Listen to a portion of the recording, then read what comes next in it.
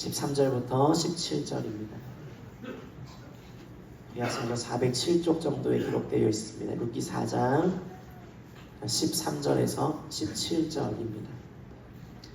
교독하시고 마지막 17절은 함께 읽겠습니다. 제가 먼저 읽겠습니다.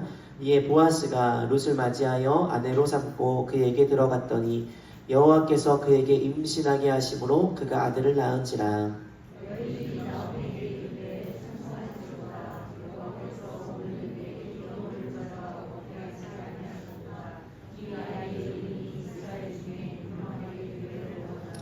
이는 내 생명의 회복자이며 내 노년의 봉양자라. 곧 너를 사랑하며 7 아들보다 귀한 내 며느리가 낳은 자로다 하니라. 함께 읽겠습니다. 그의 이웃 여인들이 그에게 이름을 지어주되 나오미에게 아들이 태어났다 하여 그의 이름을 오벳이라 하였는데 그는 다윗의 아버지인 이새의 아버지였더라. 아멘. 신앙으로 고백합니다. 주께서 부활하셨습니다. 성령께서 임하십니다. 아멘. 네, 오늘은 룻기 10번째 시간으로 죽고 낳고 라는 제목으로 말씀을 나눕니다. 룻기 강의의 마지막 시간입니다. 언제 끝나나 아셨죠? 10번을 채우려나? 네, 채웠습니다. 룻기 1장과 4장은 매우 대조적입니다. 1장은요 굉장히 어둡습니다. 상처와 절망이 가득 차죠. 조명으로 따지자면 좀 어둡고 흐린 느낌인 것 같아요. 반면에 4장은요 회복과 소망이 가득합니다. 밝은 조명이 찬란하게 빛나는 그런 느낌입니다. 룻기의 앞부분은 텅 빈 배와 같습니다. 텅 빈 인생, 바닥난 인생, 어둡고 공허한 인생을 볼 수 있습니다. 땅의 흉년이 베들레헴에 찾아왔었죠.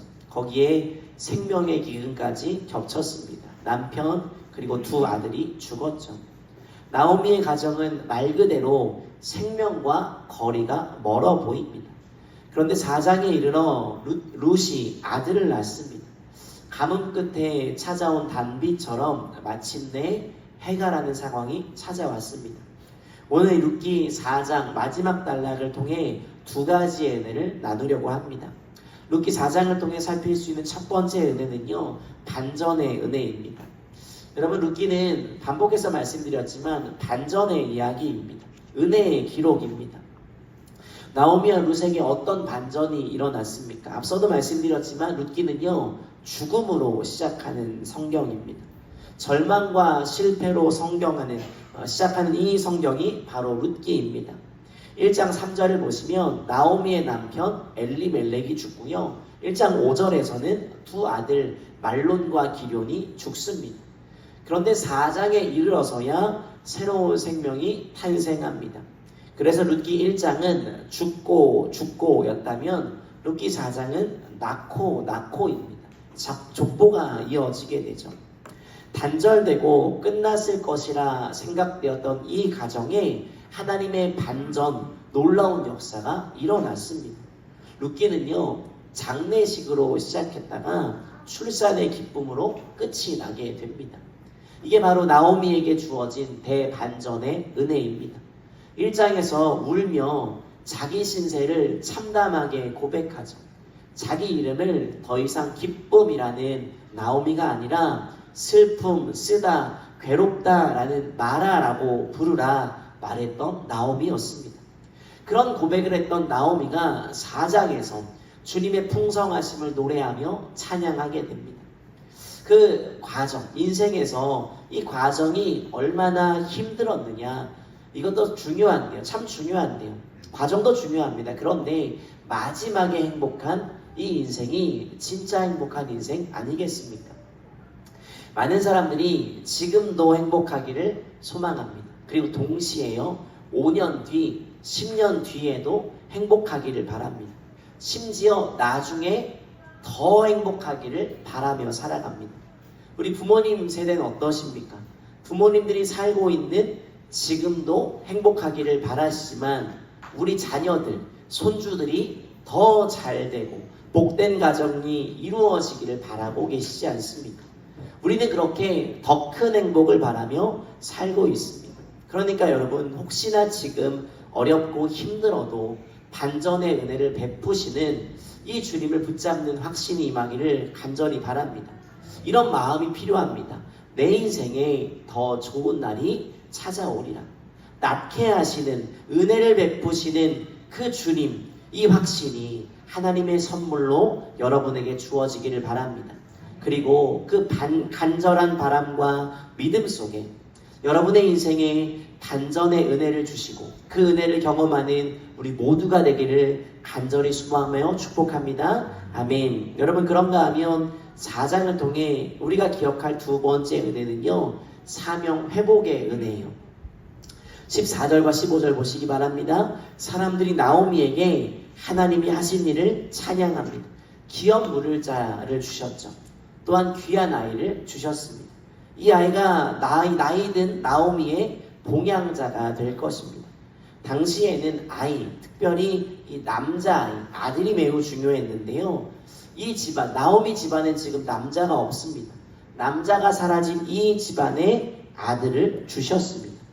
얼마나 감사할 일입니까? 당시 기준으로 보았을 때 축복이 끊어졌던 이 가정에 다시금 풍성한 축복이 임하게 됩니다.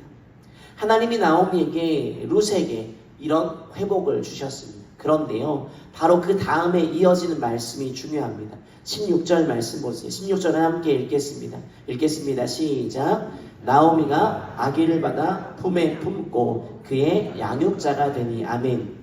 여러분, 나오미는요, 며느리인 룻이 낳은 이 아이를 보면서 기쁨을 누리고 있었습니다. 얼마나 귀한 아이입니까? 그런데 그게 끝이 아니었습니다. 나오미가 아이의 무엇이 됩니까? 양육자가 됩니다. 하나님이요, 회복의 은혜를 주십니다. 반전의 은혜를 주셔서 기쁨을 맛보게 하셨습니다. 그 뒤에 그 회복과 은혜를 경험한 사람이 해야 될 일이 있습니다. 양육자가 되는 것입니다. 여러분, 그래서 회복은요, 은혜는요, 사명으로 연결됩니다. 다시요, 은혜와 회복은요, 사명으로 연결됩니다. 기쁨만 누리고 있으면 안 됩니다. 16절처럼 사명을 받아야 합니다. 룻과 나오미에게 주어진 사명, 할 일이 무엇입니까? 좋은 양육자가 되는 것입니다. 이것이 반전의 은혜를 경험한 룻과 나오미에게 주어진 사명입니다. 여러분, 은혜 받은 자는 은혜 받음에서 그치지 않습니다. 은혜를 주신 분의 뜻을 이루며 살아갑니다. 결초보은합니다. 그것이 바로 사명자라는 것입니다. 사명이라고 하니까 목회자가 되거나 선교사가 되거나 선교사로 파송받아가거나 막 구원의 역사를 많이 이루어내는 이런 거창한 것만이 우리의 사명은 아닙니다. 직장에서 좋은 사람이 되어주는 것, 따뜻한 위로를 건네는 사람이 되는 것, 우리의 가정을 잘 돌보는 것, 양육을 맡고 계신 분들은 양육자로서의 삶을 잘 살아내는 것, 이 모든 것들이 막중한 사명이 되는 것입니다. 이미 이 사명을 잘 감당하고 계신 우리 별빛교회 성도님들을 정말 축복합니다. 여러분, 강영우 박사라는 분이 있습니다. 우리나라 시각장애인으로는 최초로 미국 백악관 국가장애위원회 정책차관보라는 직책까지 오른 그런 인물이죠. 그분의 아들 강진영 박사도 대단한데요. 미국 오바마 정부의 입법관계 특별보좌관으로 근무했습니다. 대단한 아버지 밑에 대단한 아들이 태어났습니다. 그런데 이들이 있게끔 한 그 배후에는 대단한 아내요, 대단한 어머니가 있었습니다. 바로 석은옥 여사였어요. 여러분, 2025년을 살고 있는 지금도 장애에 대한 편견이 있죠. 예전에는 더했습니다. 시각장애에 대한 편견이 더 많았는데요. 강영우 박사는 시각장애인이었습니다. 그 강영우 박사를 기꺼이 남편으로 맞이하게 됩니다. 이분이 나중에야 공부해서 박사가 되었지만 그 당시만 해도 보잘것없는 무명의 한 사람이었을 뿐이에요. 이 강영우 박사를 남편으로 맞아 뒷바라지를 합니다. 석은옥 여사가요, 남편을 독려해서 미국 유학을 가도록 합니다. 헌신적으로 공부를 도왔다고 해요. 이 이야기를 들어보면 남편의 박사학위는 사실 아내 덕분이라고 해도 과언이 아닙니다. 강의를 전부 다 녹음했고요, 점자로 옮겨 주었습니다. 책을 곁에서 읽어주면서 아내의 역할, 공부를 돕는 조력자의 역할을 감당했다고 해요. 문제는요, 이렇게 힘들게 박사학위를 겨우겨우 공부해서 땄는데 취업이 잘 안 되더래요. 대학 교수가 되고 싶었는데 그 길이 쉽게 열리지 않았답니다.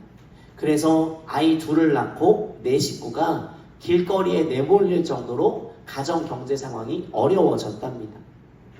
이런 어려운 상황, 그런 상황에서 강영우 박사가 시리와 낙심에 빠질 때마다 그를 지탱해주고 지지해서 일으킨 사람이 바로 그의 아내 서근옥 여사였습니다. 그 결과 얼마나 놀라운 일이 이루어졌습니까? 서근옥 여사는 어찌 보면 가정에서 양육자와 같은 역할을 감당하는 것입니다. 우리 성도님들이 이미 그렇게 살아가고 계시겠죠. 가정 안에서 사명자와 같은 그런 심정으로 살아오셨을 거예요. 남편과 시어머니, 시부모와 자녀들, 손주들을 돌보며 힘겹게 살아오셨고 또 살아가고 계실 것입니다. 제가 이야기하는 걸 썩 좋아하지 않는데 저희 어머니는 청각장애가 있으십니다. 태어날 때부터 청각에 문제가 있었고요. 지금은 중증 장애인입니다. 보청기가 없이는 말을 단 한마디도 알아듣지 못하세요. 아버지가 인천에 살다가 아산으로 내려오셨는데 어머니를 보고 사랑에 빠졌답니다. 외모가 그때 보신 분들 아실 텐데 고우세요. 저의 외모가 다 어머니를 닮았거든요. 근데 아버지 진짜 안 닮았어요. 근데 문제는 어머니는 청각에 문제가 있었죠. 처녀 때야. 그래서 지금보다 좀 덜하니까 두 분이 연애를 하고 결혼을 하는데 그리 어렵지 않았을 겁니다. 근데 저희 친할머니에게는 그러지 않았어요. 집안의 장남이신데 아버지가 청각장애인을 아내로 맞이한다는 거예요. 극렬히 반대하셨답니다. 엄청난 시집살이가 시작되었어요. 이루다 말할 수 없는 고통이 어머니에게 찾아왔습니다. 어머니가 이 어려움을 극복하고 맞선 그 방법은 바로 기도였습니다. 저는 저희 어머니가 참 자랑스럽습니다. 그 어려움 속에도요, 저희 두 아들을 믿음으로 길러내셨습니다. 아버지가 보증을 섰고 집안을 휘청이게 만들 그때에도 밤낮 없이 일을 하며 버텨내셨습니다. 여러분 아시겠지만 청각장애를 가진 분의 자녀들은 대체로 말을 잘하지 못합니다. 근데 저와 형은 말을 하며 살아가는 직업군이 되었죠. 어렵지만 가정을 지키고 두 아들을 기르는 일에 자신을 희생했습니다. 그게 사명이라 생각했기 때문입니다. 기도하며 버텨냈습니다.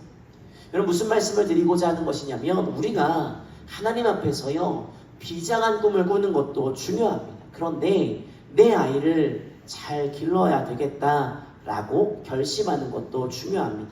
하나님이 오늘 우리에게 맡겨주신 작은 일에 충성을 다해야 할 때 하나님이 그 일을 통해 그 모습을 통해 일하게 되신다라는 말씀을 드리고자 하는 거예요. 하나님이 우리에게 은혜를 주셨습니다. 그리고 그 은혜를 받은 우리는요 내 가정, 내 교회, 내 이웃을 살려내는 일에 사용되어야 합니다. 그것이 바로 우리의 사명인 것입니다. 16절에 나오는 양육자라는 말은요 히브리어로 아만이라고 합니다.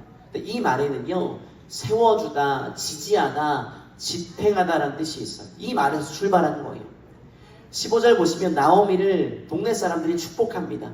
며느리 룻을 이렇게 평가하죠. 시어머니 나오미를 사랑하는 사람, 7 아들보다 더 나은 며느리라고 격려하며 룻을 축복합니다. 이스라엘 사람들이 자주 쓰는 관용구인데요 7 아들 그 자체는 최고의 복을 의미합니다. 7 아들, 최고의 복이라고 말하는 7 아들보다 며느리 룻 한 명이 더 낫다라는 거예요. 이보다 더 큰 칭찬이 없습니다.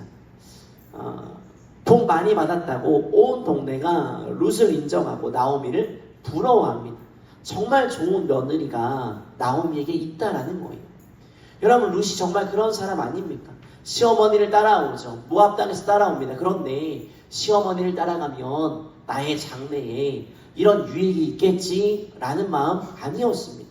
오직 시어머니에 대한 사랑과 긍휼의 마음, 자신이 옆에 있으면서 지탱해 주기 위해 봉양하기 위해 나오미를 붙쫓았던 것입니다. 나오미 입장에서 룻이 얼마나 고맙겠습니까?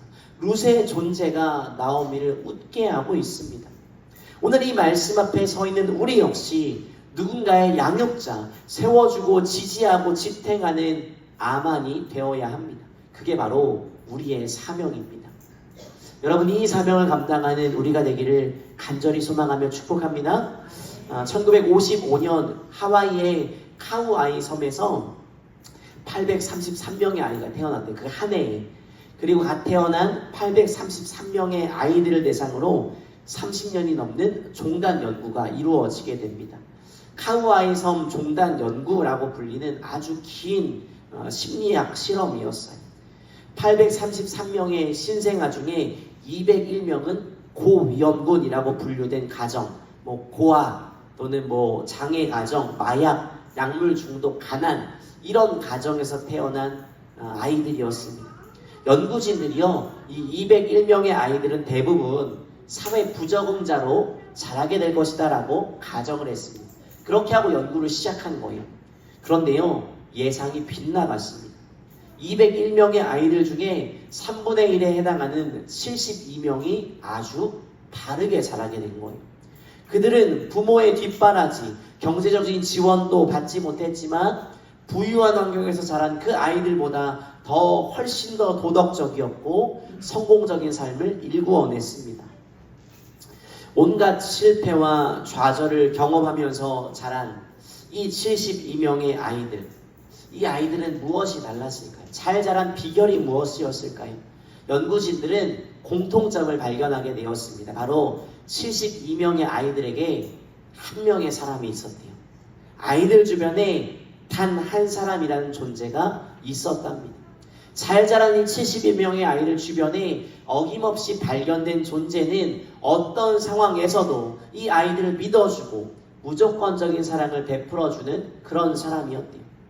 의지할 수 없는 부모 대신에 조부모가 그랬고요. 친척이 그랬고요. 때로는 마을 사람이나 성직자나 선생님이나 교회 식구들이 그 역할을 감당해 주었답니다.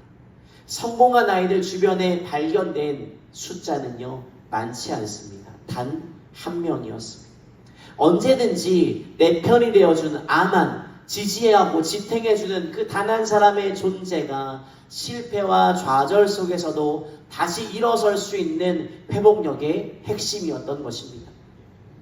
그런가 하면 교실 속 자존감이라는 책이 있습니다. 조세핀 킴이라는 분이 쓴 책인데요.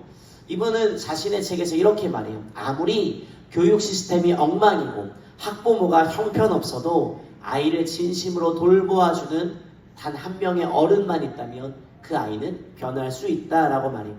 왜냐? 자신이 그런 경험을 했거든요. 책을 쓴 저자가 8살에 미국으로 이민을 가게 됩니다. 경제적으로 매우 어려웠다고 해요. 그 역시 정말 힘겹고 외로운 시간을 보냈답니다. 그런데 초등학교 4학년 시절 담임 선생님이 조세핀이 지나갈 때마다 환한 미소를 지어 보이며 등을 토닥여 주었대요. 그것이 그에게 한 줄기 빛이 되었답니다.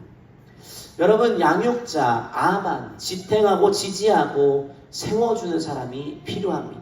그런 사람이 되어 주어야 합니다.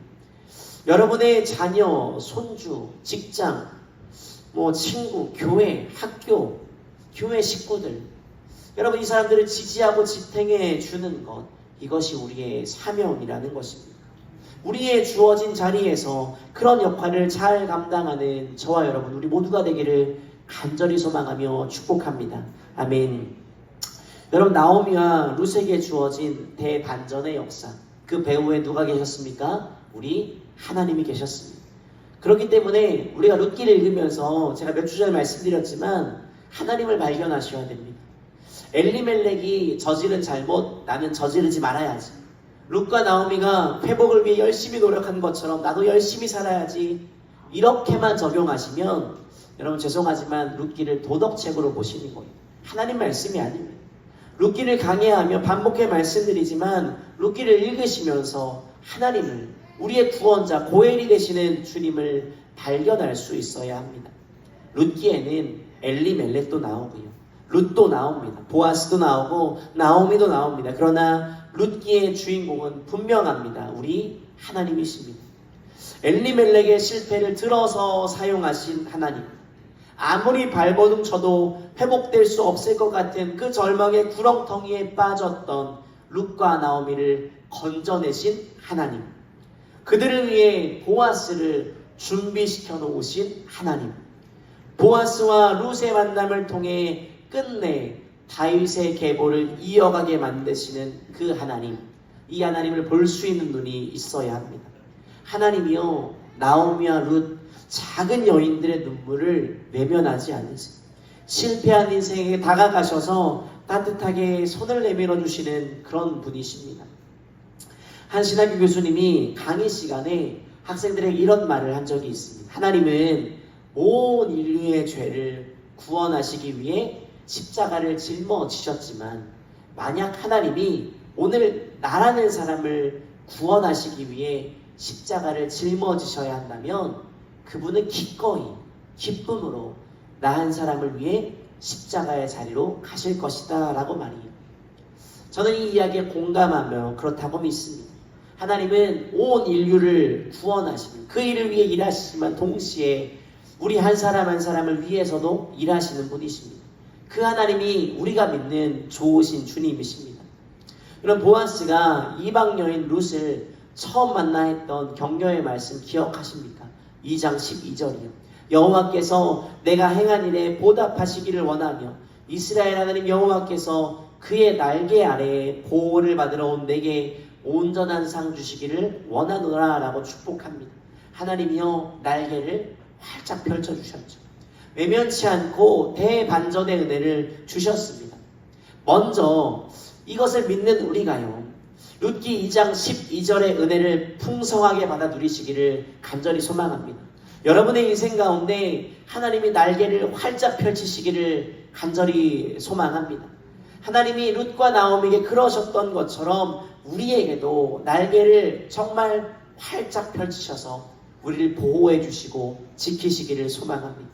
연약하고 눈물 나는 그런 인생 가운데, 우리 인생 가운데 반전에, 전환에 놀라운 일들이 일어나기를 소망합니다. 여러분, 우리의 삶을 한번 돌아보십시오. 주님의 은혜가 아니었다면 어찌 감히 여기까지 올 수 있었겠습니까? 주의 은혜입니다. 여러분, 이것을 잊지 마시기 바랍니다. 문제는 뭡니까? 자꾸 잊어버려요. 얼마 전에 읽은 책에 나오는 이야기, 한 목사님이 겪은 이야기인데요, 성도 한 분이 간식 헌금으로 800만 원을 드렸답니다. 간식 헌금식은 굉장히 세죠. 무슨 간식비로 800만 원이나 헌금을 했나 의아했는데, 알고 보니까 이 헌금을 드린 성도의 아내분이 집사님이신데 많이 편찮으신 거예요. 6년 전에 유방암으로 수술을 받고 회복이 되었는데 작년에는 뇌암이 발견되었답니다. 수술을 받고 항암 치료 중에 있다라는 겁니다. 이 방사선 치료를 이제 곧 시작할 예정인데, 뇌암은 좀 특수하게 방사선 치료를 받다가 잘못되면 기억을 잃을 수 있다고 해요. 그 집사님이 하나님의 은혜가 너무 큰데, 지금까지 도우신 하나님의 은혜가 너무 큰데, 그리고 교회에 있는 교역자들, 교구장님들, 속장님들, 교사들, 이런 분들이 너무 열심히 수고하고 있는데 이 감사의 마음을 표현하고 싶었대. 그래서 그 감사의 마음을 잊어버리기 전에, 잃어버리기 전에 표현하고 싶어서 헌금을 드리게 되었다라는 거예요. 여러분, 지금이 감사할, 이분의 상황에서 감사할 상황입니까? 뇌에 암이, 종양이 발견되었죠. 절망적인 상황입니다. 자칫하면 기억을 잃을 수 있어요. 그 속에서 혹시나 내가 기억을 잃어버려 감사를 놓치게 될까, 하나님을 잊어버릴까봐, 지금까지 받은 그 은혜를 잊어버릴까봐, 놓치게 될까봐 그 전에 감사를 표현하고 싶었다라는 거예요. 이번에 놀라운 선물로 인해 그 교회가 특별 새벽 기도의 마지막 날 교회 앞마당에 잔치를 열었습니다. 그날 교회 마당에서 나누어준 떡과 음료수를 받으면서 성도들이요, 그렇게 많이 울더래요. 그 떡과 음료수에 어떤 의미가 담겨 있는지 너무 잘 알기 때문이죠. 감동이 더 컸던 거예요. 제가 이 글을 이렇게 읽는데 문득 이런 생각이 들었어요. 여러분, 우리는요 방사선 치료를 받은 적도 없는데 왜 받은 은혜를 다 잊어버리고 살까요? 그러지 않으십니까? 분명히 하나님이 지금까지 우리를 날개로 덮어주셨습니다. 은혜를 계속 베풀어 주셨고 앞으로도 베풀어 주실 것입니다. 그런데 잊어버리고 살아갑니다. 새카맣게 기억하지 않고 살아갑니다. 오히려 하나님께 상처받은 사람처럼 살아가고 있는 건 아닌가 생각해 보아야 합니다. 하나님이 이미 우리 인생에 주신 말로 다할 수 없는 그런 은혜들이 있습니다. 그 은혜를 경험하지 않으셨습니까? 그리고요, 경험하게 되기를 간절히 바랍니다. 간절히 소망합니다. 실패한 인생 룻과 나오미에게 주셨던 그 대반전의 은혜가 여러분에게 향하기를 간절히 축복합니다. 여러분, 우리 인생에 정말 이런 기가 막힌 역전이 일어나기를 소망합니다. 그리고요, 그 받은 은혜가 주변 이웃에게로 흘려져야 합니다. 보내져야 합니다. 우리가 받아들인 그 은혜를 상한 마음을 가진 누군가에게로 흘려 보내져야 합니다. 오늘 말씀의 표현대로라면 여러분 양육자가 되십시오. 아만이 되십시오. 지지하고 지탱해주는 사람, 세워주는 사람이 되십시오. 여러분의 가정이 이미 그러고 계시겠지만 우리의 사명의 장소입니다. 우리의 가정이, 우리의 학교가, 우리의 직장이, 우리의 관계가, 우리의 교회가 우리의 사명의 자리입니다. 하나님이요, 반전의 은혜만 주신 게 아니라 사명의 은혜도 주셨습니다. 그러니 사명이 있는 것 또한 은혜입니다. 여러분의 삶의 시간 속에 만나는 수없이 많은 관계가 있을 것입니다.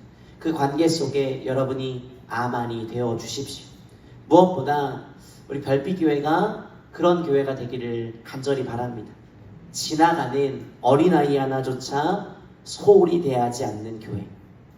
자, 어렵고 힘든 사람들의 등을 토닥여주는 교회. 우리 교회 축복하는 얘기들 아멘을 안 하세요? 젊은이들의 눈물을 닦아주는 교회. 아멘. 마음이 상한 성도를 외면하지 않는 교회. 노년이 힘들고 외로운 성도들을 찾아가 함께 껴안는 교회. 여러분, 이것이 우리 교회의 사명인 줄 믿습니다. 우리 별빛교회가 이 시대에 아만과 같은 교회가 되기를 바랍니다.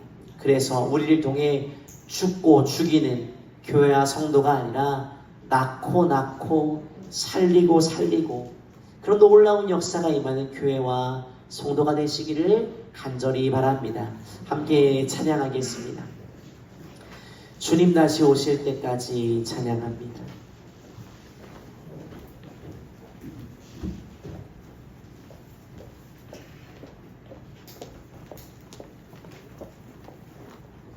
여러분, 여기서 말하는 여러 가지가 있겠지만 좁으면 좁은 길, 우리의 십자가, 우리의 사명, 저는 오늘 적어도 여러분에게 우리가 양육자, 아만이 되기를 간절히 바랍니다. 가정에서, 학교에서, 직장에서 우리가 만나는 수없이 많은 관계들이 있잖아요. 등을 토닥여주는 사람이 되었으면 좋겠어요. 그래서 아까 우리 끝나고 가실 때 김혜영 권사님 꼭 안아주시라고 말씀드린 것도 그런 거예요. 힘겨워하는 젊은이들이 있다면 잘한다고 등을 토닥여주고, 혹시 삶을 살아가다가 좀 곤고하고 눈물 나는 일들을 만난 분들이 계시고 우리 많지 않기에 서로의 상황을 얼추 알고 있는데 잘 버텼다고 지지하고 세워주고 지탱해주는 그런 단 한 사람, 이 시대의 아만이 되기를 간절히 바랍니다. 우리 함께 그런 마음 가지고 찬양하며 나아가도록 하겠습니다. 반전의 은혜를 주십니다. 이미 경험했고 앞으로도 경험하게 될 것입니다. 하나님 살아계십니다. 시퍼렇게 살아계시고 지금도 우리 삶을 움직이시기에 조금도 부족함이 없으십니다. 그 주님을 믿고 살아가는 여러분, 이제 우리가 아만이 되어야 합니다. 지지하고 지탱하고 세워주는 사람이 되어야 합니다. 우리 이제 함께 같이 기도하실 때 부모된 여러분, 할머니 할아버지가 된 여러분, 여러분 자녀의 여러분 손주를 위해 같이 기도하겠습니다. 하나님, 우리 가정 안에 남편과 아내를 위해, 시부모를 위해, 하나님, 내가 어렵고 힘들지만 이 사명사에 감당할 수 있도록 도와주시고 우리 가정 안에 자라고 있는 자녀들 손주들을 믿음으로 주님 격려하오니 하나님 사랑하는 자녀들로 하나님 사랑하는 손주들로 자라갈 수 있도록 도와주시옵소서라고 기도하시고요. 청년세대 여러분이 만나는 수없이 많은 관계가 있을 것입니다. 하나님 내가 지지해주고 지탱하는 사람이 되겠습니다라고 우리 말씀을 대하며 결심하고 결단하며 같이 기도하도록 하겠습니다. 주여 한번 부르시고 기도하겠습니다. 기도합니다. 주여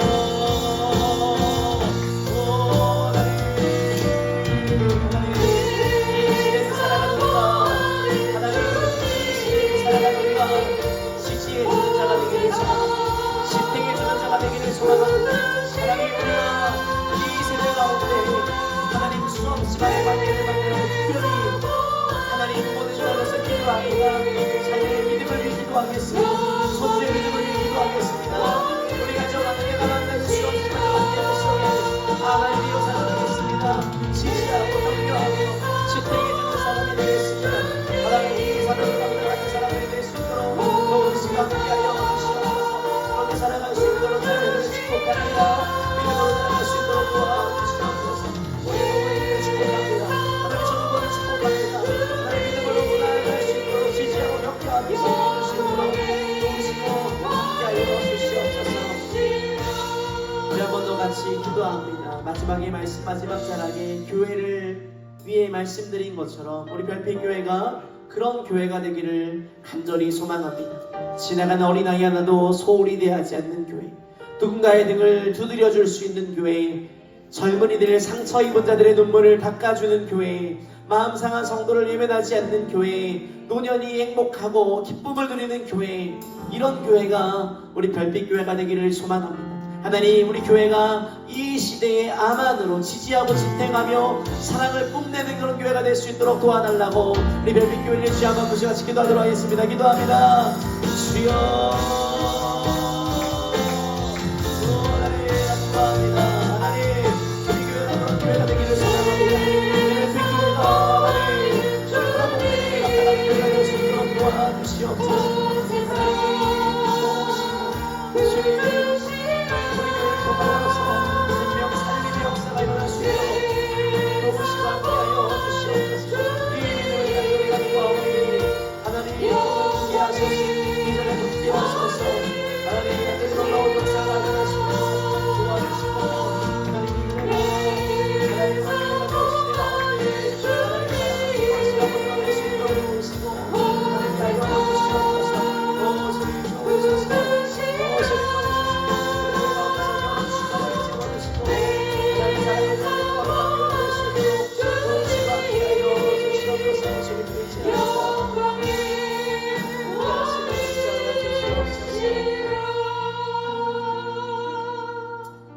장례식으로 시작했던 룻기의 말씀이 출생과 탄생의 기쁨으로, 그리고 그 정도가 아니라 족보가 나오며 낳고 살리는 그런 놀라운 역사로 끝나게 하신 그 하나님을 찬양합니다.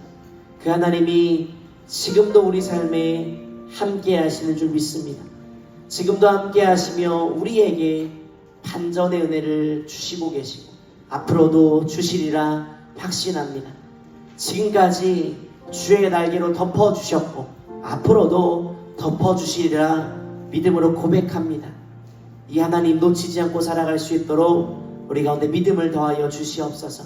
그리고 주님 그 정도가 아니라 덮어짐의 은혜를 경험한 우리가, 대반전의 은혜를 경험한 우리가 이제 사명을 회복하기를 소망합니다. 오늘 양육자가 되었던 나오미와 룻과 같이 이 시대의 아만이 되어줄 수 있도록 도와주옵소서. 지지하고 세워주고 지탱해주는 사람, 그런 사람 되기를 간절히 소망합니다. 이 시대에 여전히 아파하고 누군가의 격려가 필요한 그런 사람들이 있습니다. 그 역할을 감당하는 우리가 될 수 있도록 도와주시옵소서. 특별히 성도님들의 가정을 축복합니다. 지금 있는 이 자리에서 아들과 딸로, 사위와 며느리로 살아가기 위해 고군분투하고 있는 우리 성도님들을 축복합니다. 힘겹고 어렵지만 하나님 주신 가정이라 믿으며 열심히 돌보고 있습니다. 그런데 주님, 이것이 참 쉽지 않은 것 같습니다. 그러니 주의 은혜를 가득히 부어 주십시오. 하나님의 날개를 우리에게 보여주십시오. 그래서 힘내어 아만의 사명을 감당할 수 있도록 도와주시옵소서. 특별히 우리 성도님들의 가정 안에 자라고 있는 자녀 세대를 위해 기도합니다. 하나님, 우리의 자녀들, 우리의 손주들이 잘 되고 행복한 것 감사하고 앞으로도 그렇게 되기를 소망하는데, 무엇보다 우리가 기도하는 것은 주님, 믿음의 자녀가 되었으면 좋겠습니다. 예수를 사랑하는 손주들이 되었으면 좋겠습니다. 이 일을 위해 열심히 기도하겠습니다. 자녀들의 세대 가운데, 자녀들의 가정 가운데 손주들에게 우리 부모님 세대의 신앙이 잘 전수될 수 있도록 도와주시옵소서. 청년들이 만나는 수없이 많은 사람들도 있습니다. 직장과 학교와 관계 속에 만나는 수없이 많은 사람들이 있습니다.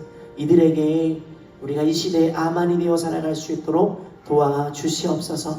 그리고 주님, 우리 별빛교회를 간절히 축복하며 기도합니다. 지나가는 아이 하나도 정말 소홀히 대하지 않는 그런 교회가 되었으면 좋겠습니다. 아이 한 명이 천하보다 귀한 것을 바라볼 수 있는 교회가 되었으면 좋겠습니다. 어렵고 힘들어하는 사람, 눈물 흘리는 이들의 등을 토닥여주고 눈물을 닦아주는 그런 교회가 되었으면 좋겠습니다. 젊은이들이 요즘 교회에 많이 줄어들고 있습니다. 교회에 가면 소진당하기만 하고 사랑받지 못한다고 느낄 때가 참 많다고 합니다. 우리 별빛교회에 찾아오는 청년들을 소중히 여기는 그런 교회가 되게 도와주옵소서. 노년세대에 외롭고 적적한 삶 가운데 함께 신앙생활하는 이들이 있으므로 기쁨을 누릴 수 있는 그런 교회, 이것이 우리 별빛교회의 간절한 소원이 되게 도와주옵소서. 그래서 우리 교회를 통해 낳고 낳는, 살리고 살리는 그런 역사가 임하도록 함께하여 주시옵소서. 우리 힘으로 불가능하오니 성령님 은혜 주시고 힘 주셔서 잘 감당할 수 있도록 도와주시옵소서. 감사합니다. 예수님의 이름으로 축복하며 기도합니다. 아멘. 아멘.